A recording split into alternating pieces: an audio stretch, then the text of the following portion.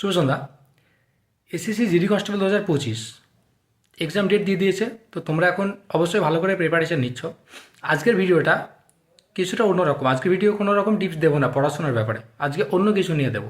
ঠিক আছে, ব্যাপারটা হলো তোমাদের জিডি কনস্টেবলে শুধুমাত্র যে মানে পরীক্ষাতে বেশি নম্বর তুললে তাহলে যে তোমার চাকরি হয়ে গেল তা কিন্তু নয়।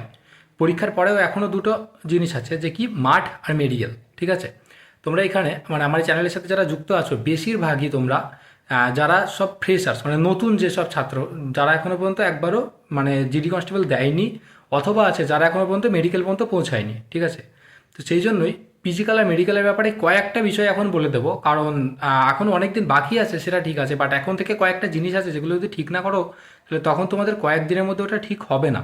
ঠিক আছে, সেই জন্য বলি, দেখো প্রথমে আসি ফিজিক্যাল।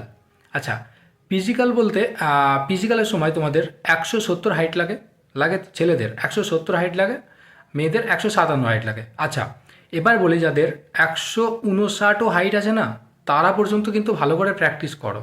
মানে ভালো করে প্র্যাকটিস বলতে পড়াশোনাটাকে ভালো করে করো। তুমি এটা ভেবো না যে 169 হাইট আছে তো সেই জন্য হয়তো দেখা গেল যে আমার হাইটে তো হবেই না, তো কোনো চাপ নেই, আমি তাহলে বেশি পড়াশোনা করবো না। দেখো ভাগ্যে যদি থাকে না তুমি পাস করে যাবে। এবার যেমন তোমার কল্যাণীতে 169.5 হাইট হলেও তাকে নিয়েছে, মানে ওখানে যেভাবেই হোক 170 করে নিয়েছে। যেমন ধরো দুর্গাপুরে 170 না 171 হাইটের ছেলেকেও বাদ দিয়েছে।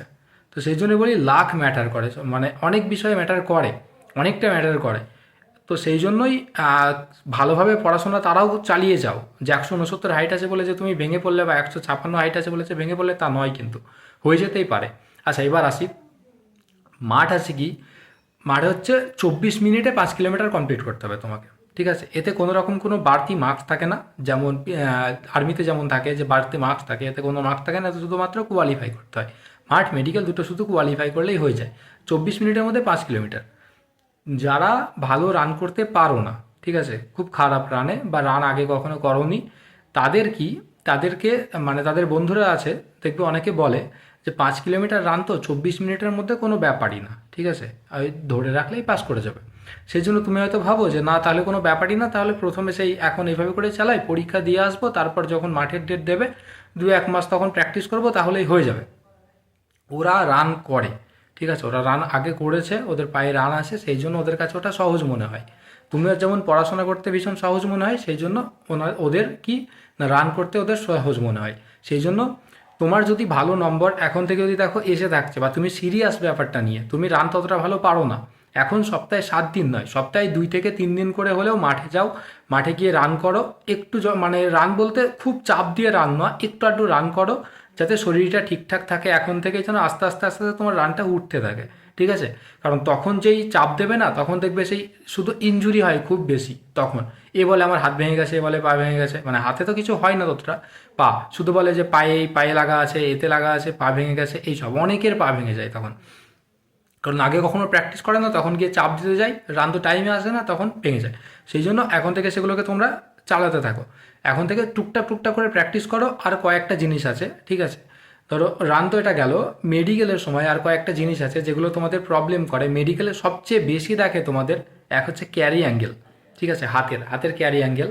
তোমরা ভিডিওতে দেখে নিও ইউটিউবে কোনো জায়গাতে যে ক্যারি অ্যাঙ্গেল জিনিসটা কি, তোমার যদি থেকে থাকে সেগুলো, বা যারা মেডিকেল করেছে অনেক দাদা তো তোমাদের কাছে আছেই, তাদেরকে জিজ্ঞেস করে নিও যে ক্যারি অ্যাঙ্গেল জিনিসটা কি। তোমরা সেই জিনিসটাকে ভালো করে এখন দেখে নিও। যদি প্রবলেম থেকে থাকে, তার অনেকগুলো কিন্তু এক্সারসাইজ আছে যেগুলো, আর ক্যারি অ্যাঙ্গেল কিন্তু 1 মাসের মধ্যে বা 15 দিনের মধ্যে ঠিক হয় না, সময় লাগে ঠিক হতে। তো এখন থেকে সেই জন্য বলছি মাঠে যাও, গিয়ে একটু রান টান করে এইগুলোকে এখন থেকে একটু ধ্যান দিতে শুরু করো। কারণ তখন তোমাদের কিন্তু অনেক বেশি নম্বর তুলেও কিন্তু তোমাদের সিলেকশন হবে না। ঠিক আছে, ক্যারি অ্যাঙ্গেল দেখো সবচেয়ে বেশি মেডিকেলের সময় ক্যারি অ্যাঙ্গেলটাকে সবচেয়ে বেশি দেখে, তারপরে পায়ের নখনিটাকে দেখে, চোখটা হচ্ছে সবচেয়ে বেশি দেখে, চোখ। তারপরে চোখের মধ্যে 2-3 রকম জিনিস আছে, পরে তখন ঠিক জানতে পারবে। চোখের একটা হচ্ছে ডিস্টেন্সটা দেখে, আর একটা হলো কি না কালার ব্লাইন্ড দেখে। ঠিক আছে, আর হচ্ছে একটা চোখ ঘোরানোটাকে দেখে যে ঠিকঠাক আছে কিনা, ঘোরে কিনা। আচ্ছা, এগুলো গেল। এইগুলোকে আর একটা ফ্ল্যাট ফুট, এই জিনিসগুলোকে প্রচুর মানে ভালো করে দেখে। ঠিক আছে, তো এই জিনিসগুলো যদি তোমার থেকে থাকে এখন থেকে, আর এই জিনিসগুলো কিন্তু 2-1 দিনের মধ্যে ঠিক হয় না। ঠিক আছে, এই জিনিসগুলো 2-1 দিনের মধ্যে ঠিক হয় না। আর যদি কোনো তোমার সার্জারি করাতে হয় তো এখন করিয়ে নিও, কারণ এখনও 5-6 মাস সময় আছে। তখন সামনে যে করাতে যাবে ওতে কিন্তু তোমাকে বলেই দিয়েছে যে 5-6 মাস মানে 6 মাস আগে থেকে করাতে হবে, তাহলে কিন্তু প্রবলেম করবে না, তাই বলেছে।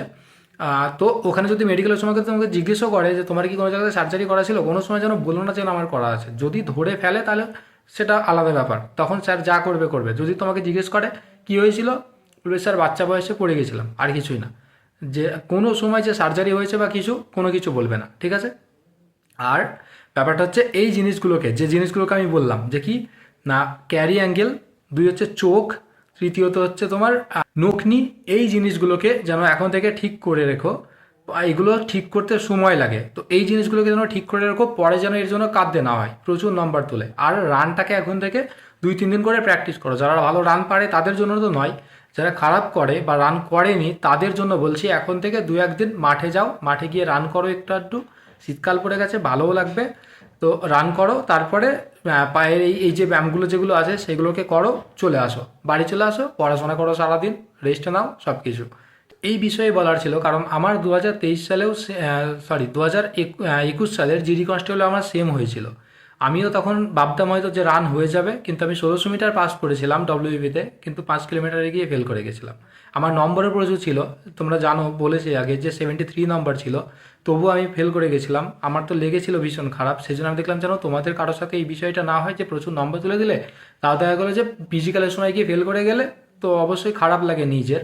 তো সেই জন্য এটা অবশ্যই জানানোর দরকার ছিল, ঠিক আছে। আমি এই জিনিসগুলোকে যেন মাথায় রেখো। আর 2 মাস পর পরীক্ষা আছে, পড়াশোনাগুলোকে চালিয়ে যাও, চ্যানেলটাকে সাবস্ক্রাইব করে রাখো। আবার পরের দিন আবার ফের পড়াশোনা নিয়েই ভিডিও আসবে। আজকে এই বিষয়টা জানানোর দরকার ছিল, এটাও তোমাদের দরকারি, সেই জন্য এটা জানিয়ে দিলাম, ঠিক আছে। পরের ভিডিওতে দেখা হচ্ছে, চ্যানেলটাকে সাবস্ক্রাইব করে রেখো। জয় হিন্দ, জয় ভারত।